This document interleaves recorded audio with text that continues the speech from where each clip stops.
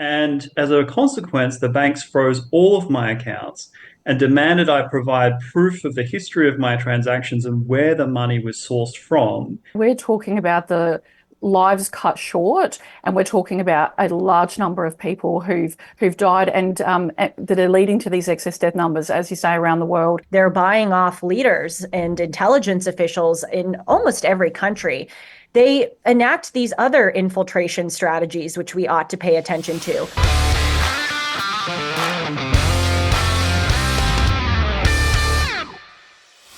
Hello and welcome to the Aussie Wire News. Now, before we get started, let me ask you, have you checked out the Triple Conference yet? Go to tripleconference.com. It's happening in Albury from March 15th to 17th, and it's shaping up to be a truly amazing event. The Triple Conference is a combination of the Friedman Conference, all about small government and more freedom, the Church and State Conference, all about the interactions and limits between our private beliefs and public policy, and the inaugural Big Ideas for a Better Australia conference, where we will lay out for your consideration a series of interesting and thought-provoking ideas for how Australia can get moving and get building again and create a better and brighter future. Check out the speaker lineup and get your tickets at tripleconference.com. Now, today on the Aussie Wire News, we're looking at the Commonwealth Bank's efforts to curtail people's access to Bitcoin. Then we'll speak to Dr Melissa McCann about a push by members of the UK Parliament to get access to information about UK excess deaths. And we'll get an update on Dr McCann's ongoing class action in Australia as well. And finally, we'll speak with our North America correspondent, Julie Hartman. Not about Trump this time. Today, we're going a little further north as fresh allegations against Canadian Prime Minister Justin Trudeau have surfaced, and they sound a little too familiar. All that is coming up right now on the Aussie Wire News. Well, the Commonwealth Bank have hit headlines for the wrong reasons recently, saying that they are going to further increase their already pre-existing restrictions on people being able to access Bitcoin and be able to move their money into Bitcoin or altcoin digital coin exchanges. They say that it's to protect people. They say that it's to reduce fraud. But my next guest thinks that perhaps there might be a bigger picture in play based on his own previous experiences. We've spoken with him before here on the Aussie Wire. Crispin Rovere, thank you so much for joining us once again. Oh, thanks for having me, Joe. Now, for those that may have missed your previous interviews, why is it that you might have a perspective on the Commonwealth Bank restricting people's access to their own money? Well, I have had interesting experiences with the banks. I'm a professional poker player.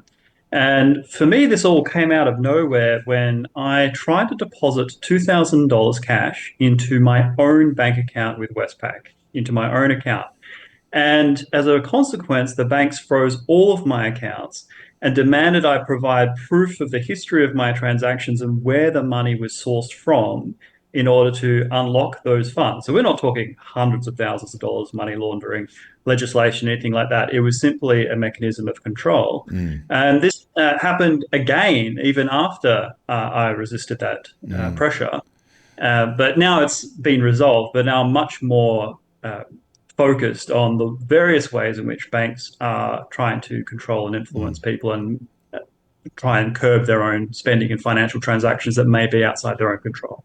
Well, we certainly reported on that at the time. We're grateful that you came on here at the Aussie Wire. Other outlets also reported on it. And as a result of that reporting, we did have a number of other people coming forward and sharing their own stories. Yours was certainly not an isolated incident. And so in that context, I think you could be forgiven for having a bit of a skeptical view of this. This is the letter that circulated on X in the last couple of days, talking about the fact that a specific transaction for this specific customer was declined, ostensibly in order to protect them from themselves and from potentially being scammed. What are your thoughts on this? Well, it's definitely not about scams. There are many different scams that exist out there, and even by their own publications, that the total volume of cryptocurrency scams in Australia amounted to around $200 million. Now, that's not nothing, but compared to the huge sums of money that goes through crypto exchanges, it is very small indeed. If I was to steelman their argument, they do have anti-money laundering requirements and things like that. They don't want to pay up. Sure. But clearly, it's mostly about trying to evolve competition. They want currency to be pushed through Australian dollars. They want transactions to be visible in Australian dollars. And they're concerned that as Bitcoin becomes more and more popular, that may eventually create another form of competition, one that they don't have visibility on. Well, we've seen this sort of narrative used in the past. We're protecting you from yourself. This is a headline here from the Altcoin Buzz website, just setting out some details here and just going into the detail of a statement by the CBA about this policy, which I'll remind you again is not a new policy. It's a tightening of a pre-existing policy. Under this policy, CBA customers will face a monthly limit on the amount they can spend on Bitcoin purchases. This measure is designed to prevent excessive speculation. That strikes me as something a bank should have no say over. And potential financial distress resulting from a sudden market downturn. Again, not the bank's business, not the bank's problem. That's your money.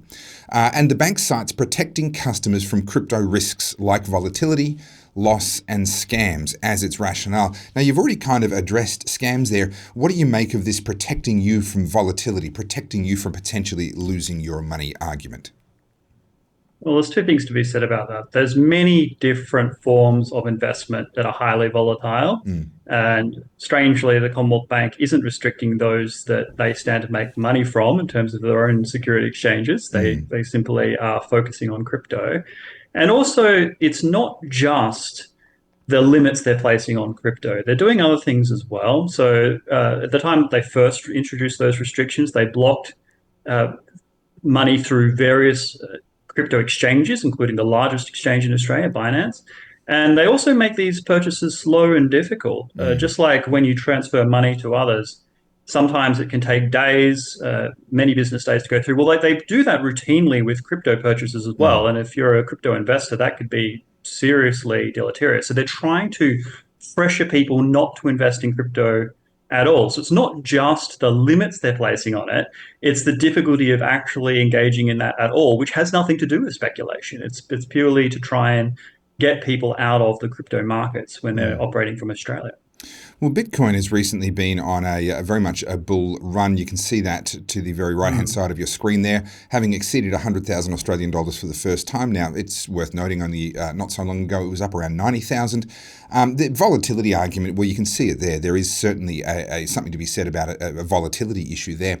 However, taken as a bigger picture, this is actually the fastest growing asset class in human history. If you look at the rate at which its market cap is growing, I was very skeptical, I'll be honest, of Bitcoin and all digital coins until 2015 when I was in Venezuela with my wife, and we saw in Caracas City the absolute devastation and poverty that hyperinflation of their fiat currency had brought upon that entire country.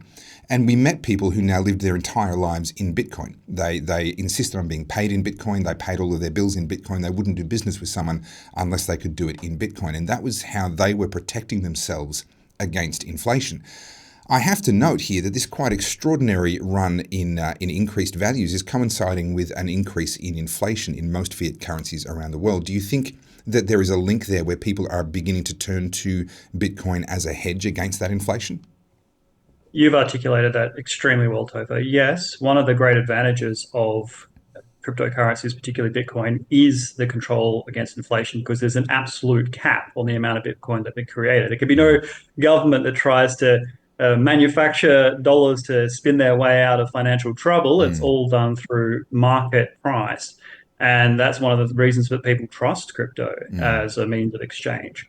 So absolutely, that is one of the reasons why it has been appreciating in value, and it stood the test of time. I mean, as you say early on, skepticism, because there are a lot of things that could crush it, and yet people have kept with it, and more people are using it, particularly, as you say, in those underdeveloped economies or economies that are experiencing inflation. And as a consequence, it's now become part of the financial landscape, which again is one of the reasons that the Australian banks are so frightened of it, because the Australian market is somewhat unique in that we are highly advanced but also isolated. You know, Australian dollars are one of the most highly exchanged currencies in the world, and yet it's not accepted anywhere outside of Australia. So if you are going to be a guinea pig for trying to crush crypto, Australia is the market that you would try and do it first. And so I'm deeply skeptical of some of the measures that are being put in place for exactly the reasons you've described. As Bitcoin proves its value, not just in speculation, but also in everyday purchases, Mm. there is a potential in the future that more and more people in advanced economies will want to use Bitcoin for the means of exchange, for its speed, for its reliability, for its inflation controls, for its appreciation and value. Mm. And consequently, the banks could be threatened in their market control. So I think this is all about protecting their market share. Yeah, look, I'm instinctively inclined to agree with you. I'm certainly no expert when it comes to crypto or to Bitcoin, but if you just look at the bigger picture, it certainly seems that way. One of the things that struck me about this argument against Bitcoin based on volatility, you can see here the Bitcoin chart. Let me show you an alternative chart. This is the Australian dollar since 1966. And you can't accuse it of being volatile. It is consistently moving in a single direction. So volatility, clearly not a problem for the Australian dollar. But it has to be noted that actually when it was created in 1966, it had 13.6 times the purchasing power that it has today. To say that a different way, a $100 basket of goods in 1966 would now set you back $1,360. And that's assuming that the official inflation figures are correct, which I'm very skeptical of. And I think that in reality, inflation has been running at least double the official figures. And when you compound that, that becomes quite an extraordinary difference between what we see here. Nevertheless, even just based on what we see here, I know which one I would rather be holding on to. The Australian dollar and fiat currencies don't seem to be performing so well. Do you think that there's going to be an official move against crypto if people really do start to abandon these fiat currencies? Do you think we could see it move from the banks up to an actual regulatory level?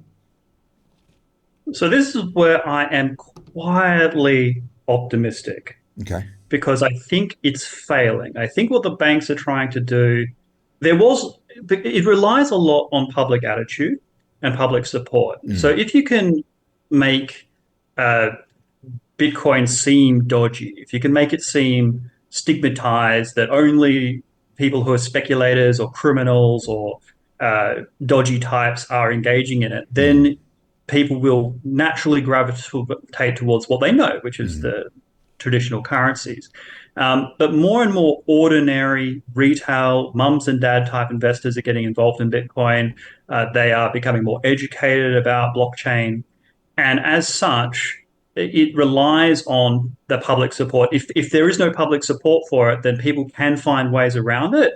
And if enough people do, then it will ultimately fail and be abandoned. So at the moment, the kind of guinea pig that is the Australian market, which is probably the best market for other advanced economies to look at in terms of regulatory controls, because it does have this currency that is specific to Australia. It has a population that can't move around like you can in Europe and the United States.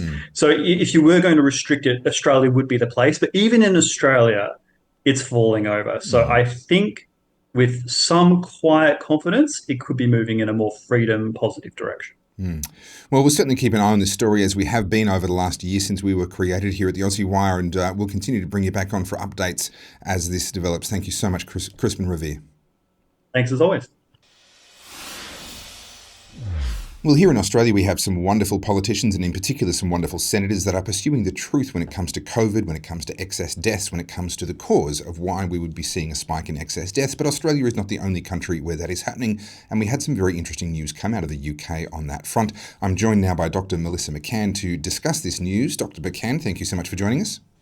Hi, Topher. Thanks for asking me on. Well, very happy to have you. Now, this is the headline here. The Health Secretary, this is the UK, of course, Health Secretary, urged to release data that, quote, may link COVID vaccine to excess deaths.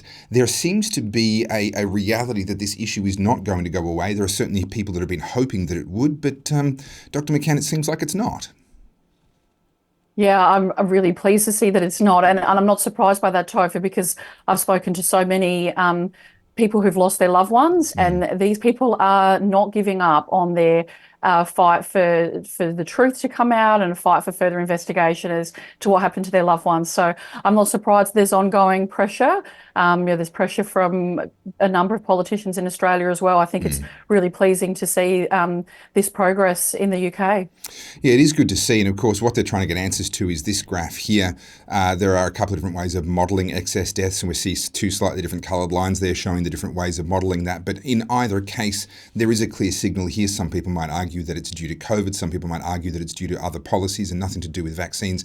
But one thing that seems very clear to me is this is data that demands an answer. And to date, correct me if I'm wrong, but there seems to have been a pretty powerful lack of curiosity here in Australia, the UK, Canada, and other parts of the world about what might be causing something like this. Well, certainly a lack of explanation for it, Topher, and even if there is some curiosity, no impetus to look further. The actuaries have published a number of, I guess, reports on what might be the cause of death and or causing this spike in excess deaths, and there's no real satisfactory explanation for that at the end of each of their reports, and for such a number of. We're talking tens of thousands of people in numbers of excess deaths. I mean, that's just such a historic, never seen before, and really alarming signal. And yeah, I agree. I don't understand why this isn't just ringing alarm bells everywhere. Yeah, well, I mean, you say tens of thousands of people, that's just in Australia, and then tens of thousands again in each other country, and running into the hundreds of thousands in many countries of unexplained excess deaths that we don't know what's going on. Now, I want to dive into the report a little bit deeper here, because this is really quite significant. This isn't just a single fringe MP that has gone and lobbed some questions and gotten some headlines. I'll read directly from the report. A cross-party group has written to Victoria Atkins to sound the alarm about the growing public and professional concerns. And that's encouraging to me as well, Melissa, that this is no longer being viewed as some fringe conspiracy theory, that there are actual professional concerns now at the UK's rate of excess deaths since 2020. Ministers, that being UK government ministers, have blamed the rise in excess deaths on record NHS waiting lists and the pandemic backlog, but the parliamentarians are demanding to be shown the underlying data to support the government's assertion that there is, quote, no evidence linking excess deaths to the vaccine for COVID-19. And I quote again, if these data do indeed exist, please share them. If thorough investigations have already ruled out such a link, please share the relevant reports, their letter says. There is no place here for blind faith. Given what we've been through since early 2020, do you agree with this assertion that there is no place for blind faith on this topic? Absolutely, Topher. We're talking about the lives cut short, and we're talking about a large number of people who've died, and that are leading to these excess death numbers, as you say, around the world. I think there's sufficient distrust in public authority now as a consequence of the various issues that could be described as mishandling of the COVID pandemic. As a consequence of that, the public does not have blind faith in the medical authorities. If the data is there and it's available, there's no explanation as to why that's not been released.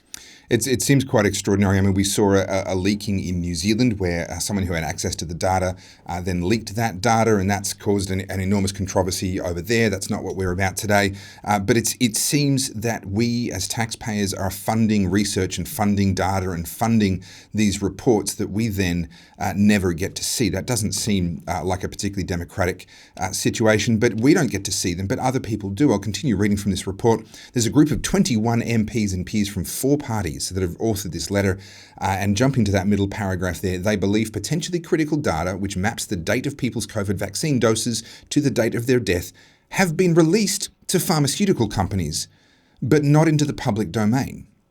Now that seems quite extraordinary, Mal, that we're seeing privileged access to this data for the very companies that might have caused the very excess deaths that are being looked into. Yeah, that's an extraordinary statement. They do say we believe, so I guess that's clarifying the fact that the authors or the MPs apparently don't have, perhaps first-hand knowledge or proof of that. If that's true, though, Topher, I mean, two huge questions. First of all, why on earth release that data to pharmaceutical companies if there's allegedly no correlation at all with vaccination? It's irrelevant then to the pharmaceutical companies.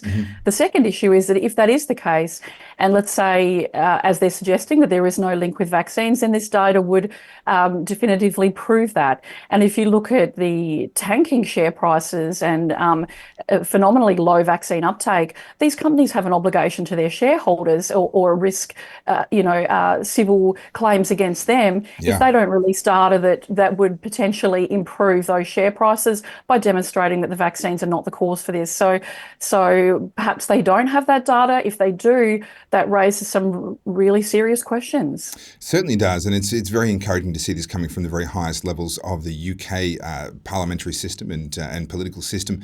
Yourself, Dr McCann, you're pressing ahead with a very, very important, potentially landmark court case here in Australia. So let's bring the conversation back home a little bit. Many people have been following your story. Many people are waiting with interest, and of course, many people are involved in the court case that you're running. Tell us a little bit about the case and where it's up to.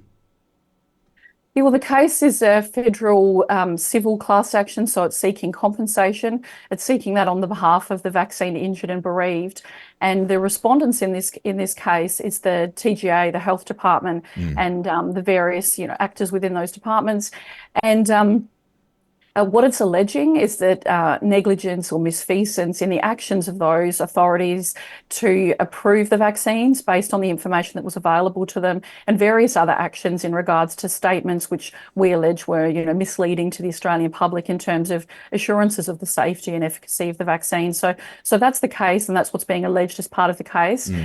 Where it's at now, we've had I won't say exactly how many, but let's just say quite a number of hundreds of people that have joined, provided their medical information, provided an account of what's happened to them, and joined the class action.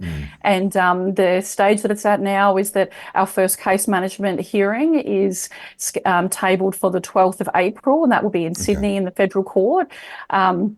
And that'll be really our first sort of face-to-face hearing in the early case management stages, which is where we're at now. Well, one of the tricky things, of course, is that the pharmaceutical companies themselves have been given indemnity by the federal government. Now, that hasn't been tested in court yet, to my knowledge, but it certainly makes it much more difficult to hold the developers of the vaccines themselves responsible.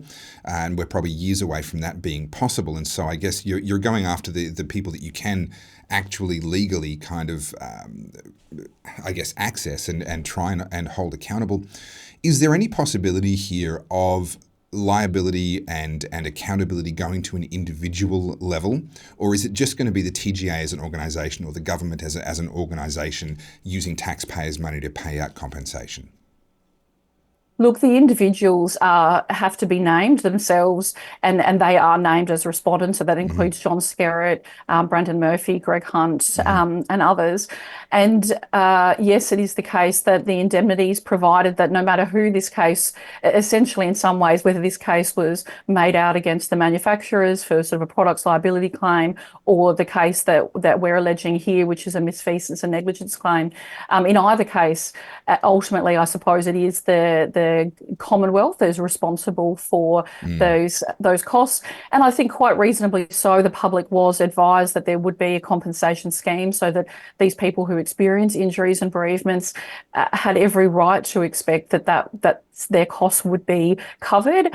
And of course, the TGA, I presume, as part of this legal process, they may have or take the opportunity to, bring in their own allegations against the pharmaceutical companies if it is the case that they've been provided with any false or misrepresentations by the companies themselves. Perhaps that's an avenue for them, but certainly what our case makes out is that, in fact, an enormous body of information was provided by the company sponsors, was made available to the TGA, and that in all the circumstances, in reviewing all of the information they had available to them, that it was unreasonable and what we allege is negligent in terms of making those approvals, regardless of all the data that was provided to them. It was just a few months into the program where the periodic safety update reports, for example, were provided to the TGA. And this showed over 1,000 deaths. This showed cases of strokes, heart attacks.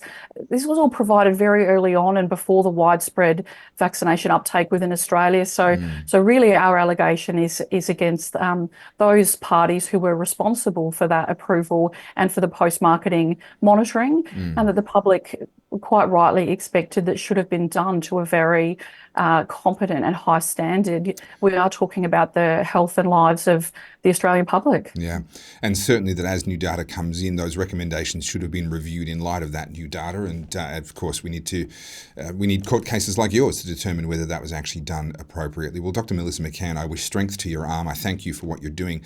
This sort of a thing is a very long road, and I know that you knew that going into it. It's there's no Hollywood endings in real life, unfortunately.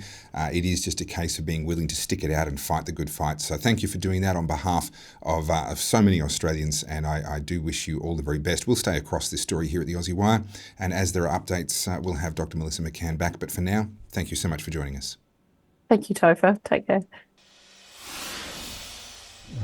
Well, I've got to admit I'm a little surprised that Justin Trudeau has lasted for as long as he has, but yet another scandal has exploded for the Canadian Prime Minister, and here to talk with us about it is Julie Hartman, our North America correspondent. Julie, welcome back. 2 episodes in a row. I think that's a new record for you. It certainly is. And by the way, if you're surprised that Justin Trudeau has lasted as long as he has, can you imagine how we Americans feel about Joe Biden? All these leaders. Goodness. Now, these corrupt leaders, they've got to go. Justin Trudeau, of course, became a petty tyrant during COVID. We're very familiar with that here in Australia as well. We saw what he did to the truckers. We saw how he abused his power. We saw how he had to get rid of the restrictions all of a sudden when it was about to be invalidated by his own parliament. He's never apologised for any of that. He lurches from scandal to scandal, and I don't know, this week is no exception. We've seen this story blow up, and I've got to admit, I don't know the background of this story. There is accusations that Justin Trudeau has covered up active leaking of medical and medical weapons secrets to the Chinese. What do you know about this story? Well, like it's just kind of a burgeoning story, and we'll see how it plays out as time goes on. But look, I think it reveals a greater theme that we are seeing. And again, of course, as you said, these are just allegations with regard to Absolutely. Prime Minister Trudeau, although frankly, I would not be surprised if they are true, because what we're seeing, Topher, is that it is a strategy of the Chinese Communist Party to buy off and leaders and infiltrate into the top leadership positions of various countries. And, Prime Minister Trudeau, if this is true, wouldn't be the only one. This has happened in my own country as well as yours, but it's happened with the Biden family here in the United States. Thanks to the Hunter Biden laptop story, we have learned that the Biden family has gotten rich off of bribes that they have taken from foreign nationals, and principal among them has been Chinese nationals. We know from the emails that Hunter Biden and his business associates, dating back to 2017, after then Vice President left office, had an extravagant Miami dinner with Ye Jianming, who is the head of this energy company, and he's a good friend of Xi Jinping. That man, Mr. Jianming, gave Hunter Biden a 3-carat diamond ring and promised him $10 million annually for introductions alone. And it was in those email chains that we saw that famous line, that infamous line, 10% being held for the big guy, which Hunter Biden recently finally admitted was his father, Joe Biden. Now, I could go on, and really I could, with details that I have gotten from these emails of other payments from Chinese businessmen and energy tycoons to the Biden family, as well as statements from people who are very much at the top of the Chinese Communist Party leadership, who are bragging about the fact that they have people in the United States who have bought off our leaders. But this is not a new phenomenon. But to the credit of the Chinese, they are clandestine about it. And instead of invading a country, they infiltrate a country. That's just their 2020 or 21st century strategy. Can we just pause for a moment on this Hunter Biden laptop story and just admire the gall that they've had all the way through? Because you remember, originally it was a made-up conspiracy theory. There was no laptop.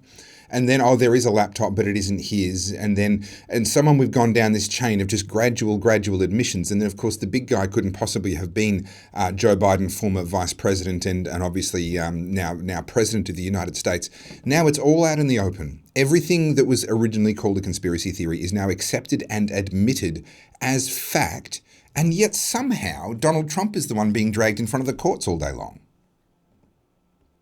Oh, totally. I mean, talk about another conspiracy also, with the Chinese behind it, was the origins of COVID. Sure. Remember when all of that was, it came from a bat, but then we found out that it was a lab leak from the Wuhan Institute of Virology. That was another thing here in the United States. If you said, wait a minute, it seems like this was transmitted, human to human transmission. You were taken off of social media. You were called a conspiracy theorist. And by the way, that's another example of how the Chinese Communist Party has bought people off, because the World Health Organization repeated the Chinese Communist Party lie that COVID was not spread via human to human transmission. So we have all of these examples of the CCP getting their claws on these leaders or in these institutions to do their bidding. And it's just miraculous that now, as you say, Topher, now that all of this has been exposed, people aren't more outraged and terrified by it. It is quite extraordinary, and sadly, it's not a uniquely North American problem. We've just recently had some explosive revelations. The head of ASIO, our most senior intelligence agency here in Australia, actually just came out and point blank said a former politician has been compromised and has been selling secrets and information that they should not have been to a foreign power. Now in Australia, foreign power means China. It's kind of a given. They're the ones that are engaged in this sort of activity in Australia. Now, what's happened here in Australia is, of course, other politicians and many people are saying, well, you can't just say that and not name the individual, because now every single former politician is under a cloud. You've besmirched the reputation of an entire class of people rather than dealing with an actual perpetrator. There's various reasons why ASIO say they can't name the traitor, and this headline here claims that naming the traitor politician could expose their sources, and even our opposition leader Peter Dutton has seemed to back away from his initial insistence that the traitor politician needs to be named. This genuinely seems to be a global problem, and I'm not quite sure what to do about it, Julie. Are we going to see any action on this front absent people becoming outraged? I wish I could give you a better answer, Topher, but I'm not optimistic. I mean, this is really, you have to give the Chinese Communist Party some credit. I mean, their strategy has been evil, but highly effective. And to think that 60 years ago, Topher, China was purposefully economically crippling itself in order to enable a socialist revolution in the countryside. And now they are so adept that they have reached all across the world. I mean, I hate to sound doomsday, but I really truthfully don't know what we can do to reverse this. And I'll just quickly tell you that, in addition to their buying off leaders and intelligence officials in almost every country, they enact these other infiltration strategies, which we ought to pay attention to. They give millions of dollars, for instance, to buy advertisements and place articles here in mainstream American newspapers. They opened a spy base on Cuba. They buy farmland next to our spy bases to spy on us. They have bought ports at terminals all around the world. They have this Belt and Road Initiative, which I think you mentioned, where they go into these countries and they go, hey, we're going to help you industrialize. In Iran, they're reindustrializing the Ayatollah Khomeini International Airport. In Colombia, they're building a railway line in the capital of Bogota. But nothing in life is for free, right? So they go into these countries under the guise of economic help, but they're really making those powers beholden to them. So this is a massive, multi-layered, worldwide operation, and I have no idea what we can do to reverse it. What do you think? Well, look, it is an interesting one, and the Chinese have, for as long as Westerners have had interactions with Chinese, we've been unanimous on the fact that the Chinese are very, very savvy. They're very, very cunning, and they play the long game. They take a much longer-term view than Westerners, certainly modern Westerners, are inclined to do. But that doesn't automatically mean that they get everything right. I'll give you an example on the Belt and Road Initiative, because that's been a big issue in the Southeast Pacific where we are, where a lot of smaller island nations have had exactly what you described. The Chinese come along and say, hey, we'll give you these massive loans. Of course, none of that money actually goes to that nation. It all goes to Chinese contractors to build the infrastructure in that nation. And it might maybe a few bribes here and there, but of course that's, I can neither confirm nor deny. Of course they would never engage in such activities. But the money doesn't really end up in the hands of the locals. It ends up back in the hands of Chinese contractors and so forth. But there is a debt now against that country. But here's the funny thing. Under international law, if you end up at war with a country, you can cancel all of your debts with that country. You don't have to owe them anymore. And so what I wonder is if, in fact, China, by having sought to exert financial control and influence over these countries, has put itself in a position where if it were to go to war, it would have created an incentive for all of these nations, many of them small and relatively insignificant in a military sense, but it will have given all of them an opportunity to immediately side with whoever the adversary to China is and have a pretext under international law to cancel all of those debts. I do wonder if perhaps the trap that the Chinese have sought to set might actually end up becoming an impediment for their own regional power ambitions. I don't know. Well, it's an astute point. And one thing that I would add as well is that as much of a powerhouse as China is, as you know, they are also facing some massive economic issues as well as demographic issues because of the one-child policy. Their population in China is now about 1.4 billion, and it is expected to be cut in half in the next 30 years. And so this is a double-edged sword, Topher, because, on the one hand, I guess it's good for us that they are facing these challenges, but on the other hand, it may make them more desperate, and they may realize that they only have, a few decades to really bring to fruition the world dominance that they crave. And for instance, that may make them more emboldened to make a hasty intervention, invading Taiwan. So we'll just have to see, but we should certainly try to take advantage of those economic and demographic problems that China's facing to weaken them. And I think also in the West, we here we would do well to take a much longer term view. Rather than trying to solve this problem necessarily in the next few years or the next few decades, let's understand the demographic realities. Let's understand that what we do now will still be having an effect in 100 years, in 200 years, and well beyond. I think we could actually learn a little bit from the Chinese when it comes to how to deal with the Chinese. Julie Hartman, North America correspondent, as always, thank you so much for joining us here on the Aussie Wire. Thank you, Topher. Thank you for watching the Aussie Wire News. We release new episodes every Tuesday and Thursday. You can catch up on past episodes at theaussiewire.com, follow all our socials via @theaussiewire, and become an insider via the link that is in the description. And don't forget to get your tickets to the Triple Conference, which is just a week away, in Albury, New South Wales. Go to tripleconference.com for tickets, and I'll see you there. I'm Topher Field, and this is the Aussie Wire.